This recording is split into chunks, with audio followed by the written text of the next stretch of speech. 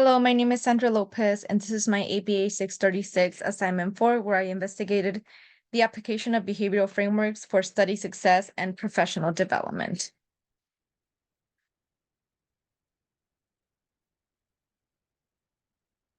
So the framework that I chose was ACT, which is acceptance and commitment training.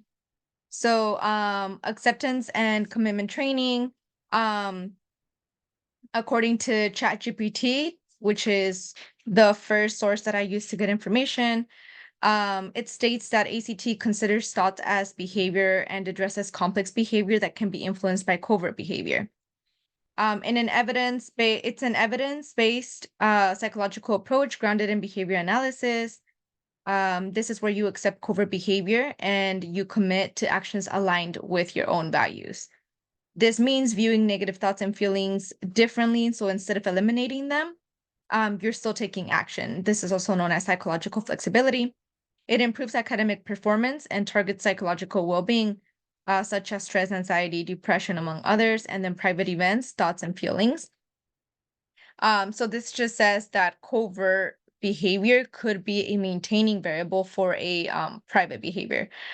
So with ACT, you do a thorough analysis of these variables, thoughts, feelings, stress, anxiety, anything like that. And then you think differently of them while still creating an intervention plan to change the problem behavior. So ACT, so according to ChatGPT, it improves academic performance by focusing on the following. So awareness, developing skills, and progress tracking. So with awareness, you pretty much identify the internal and external factors that affect the student's performance. This could be cognitive, emotional, or behavioral patterns. And then you use self-report surveys or academic diagnostics to identify gaps. So you could use mock exams, you could use practice tests, you could use SAFMEDs or anything else, as well as the SSI in order to see where are those gaps in your studying. And then developing skills. So you do see which behaviors you will be targeting, and then you design individualized development plan. And then, of course, you also track your progress. So you check in, so review to evaluate effectiveness, progress, and failures.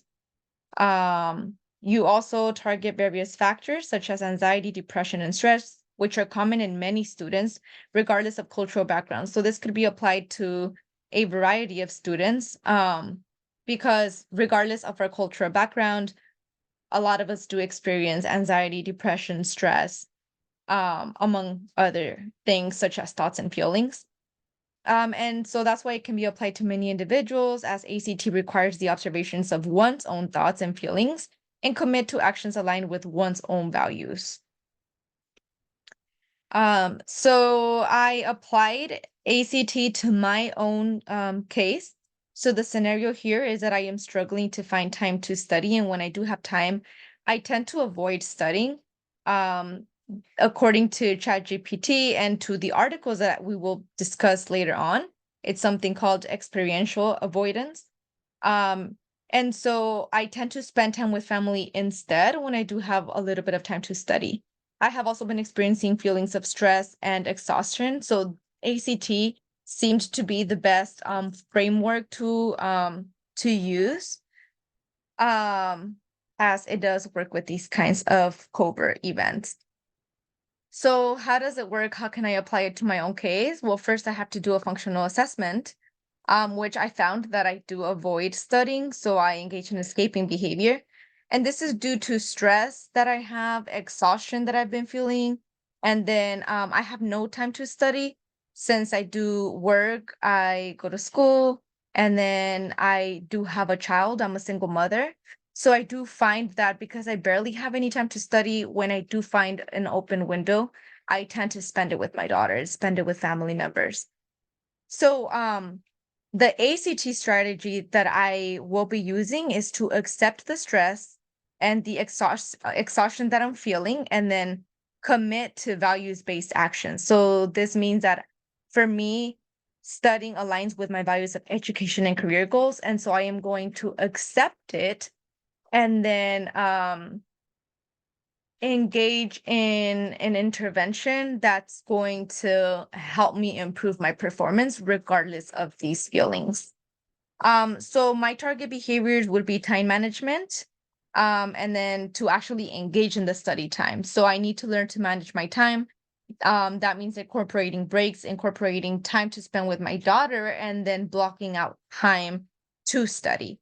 The tools that I can use to identify these gaps are the SSI, the mock exams, and the SAFMEDS. So for the mock exam, I was in the range of the 70s, 70 something percent. And so therefore, I do wish to get a greater score.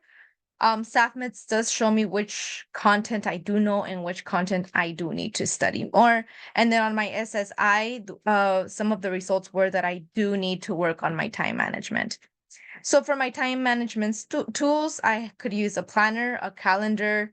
I could use time blocking, breaks, and then prioritization techniques. So I do need to prioritize. And then for my data collection, I could use my permanent product review and then self-monitoring tools. So see what scores I'm receiving, how long am I able to study for, how long am I actually studying? And then what are the scores that I'm receiving on my SAFMEDs? For reinforcement, so again, I would use my breaks to spend time with my family, or just give myself some time to relax after studying. And then we have to think of the main goal or outcome. So in this case, my goal or the outcomes that I want to work towards is to have increased study time, and then obviously gain knowledge of the content and get good exam scores. So for the literature review, I did read Kelly and Kelly 2021, which states that ACTR assists with finding the function of a problem behavior and the maintaining variables to engage in alternative behavior. It outlines how the implementation of ACT in ABA settings may increase treatment effectiveness across a wide range of individuals. So this means that it does look at private events, covert behavior, such as thoughts and feelings, and the variables that are maintaining the problem behavior. And then it states that once you find these maintaining variables, it will help you design a treatment intervention for the behavior change. In Paliliunas et al. 2018, I found that, or actually the article found that ACT-based approaches made significant changes in academic performance, such as in studying, attending class, in graduate students, which is our focus. So it does improve the academic performance of graduate students. So they used a 6-week values and committed action training program for academic performance, psychological flexibility, educational values, and perceived stress. It targeted verbal behavior in terms of values and goal setting in committed action. So it did consider one's own values, and then they created goals based on that. And then they did found that there were minimal changes in stress and anxiety, but the findings of this article were consistent with other research, which demonstrates that ACT-based approaches show large and maintained changes in studying and attending class. Paliliunas 2021 defends that once values clarification and ACT framework are established, goals and objectives may be developed. So once again, you identify your own values, and then you're able to develop interventions based on that. So it did state that incorporating values into intervention can enhance performance in behavior analysis. And then Keimano et al. 2024 shows that applied ACT interventions were effective in increasing the academic performance and psychological well-being of students enrolled in higher education. So how do the findings of these articles validate or correct the AI-generated information?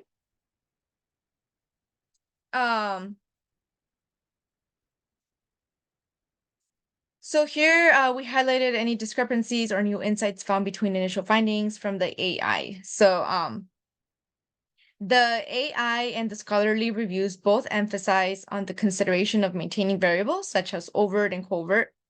And then when attempting to address maladaptive covert verbal behavior and seeking behavior change as improved performance, it actually did make a difference. On Paliliunas 2018 and the AI information both agree on the acceptance of, for example, increased workload and decreased time for social activities. And in the engagement in committed actions, such as studying, it did lead to successive academic outcomes. All of the articles in the AI both agreed on that it increased task initiation and completion, greater emotional resilience and enhanced persistence, improved self-regulation, and then reduced avoidant behavior. Some of the limitations of these findings, for Kelly and Kelly, they did state that more research is needed to determine the most effective use of functional assessment procedures. These would be to identify covert behavior as variables that maintain problem behavior and to experimentally manipulate such variables. The relevant publications are not sufficient to ensure a corresponding change in coursework and applied practice. For Caimano et al. 2024, some of the limitations were that the literature on the use of ACT in higher education indicates that ACT can meet the needs of students. However, further research is needed that closely aligns with the aims and recommendations of ACBS task force, such that ACT research in higher education is multi-level, process-based, multidimensional, pro-social, and pragmatic. Um, and then Paliliunas 2021, some of the limitations would that they would have benefited from a larger model and the inclusion of values in the training and practice of behavior analysis to make this research accessible to professionals, clients, and the general public. So they were stating how getting input from like clients themselves would be more beneficial in order to make this more like generalized. And then Polyleonis 2018, the limitations were that it used a small sample, which reduced the external validity of the results. Also, all participants were in the same behavior analytic course, which may have increased the successful outcomes since ACT is a behavior analytic approach. And then here are the references. And so just one more thing that I do want to state, all of this research did focus on academic performance and then professional development. And so because a lot of students do experience similar covert behaviors, which then leads to certain overt behaviors, this research could be applied to a variety of students, regardless of cultural background. For myself, as we saw earlier, time management was the problem behavior, or not the problem behavior, but the target behavior that I do need to work on. But these articles did look into goal setting. They did look into um using practice exams, understanding the content that you're learning. So it does fit into a broad array of different challenges that different students may have. Thank you.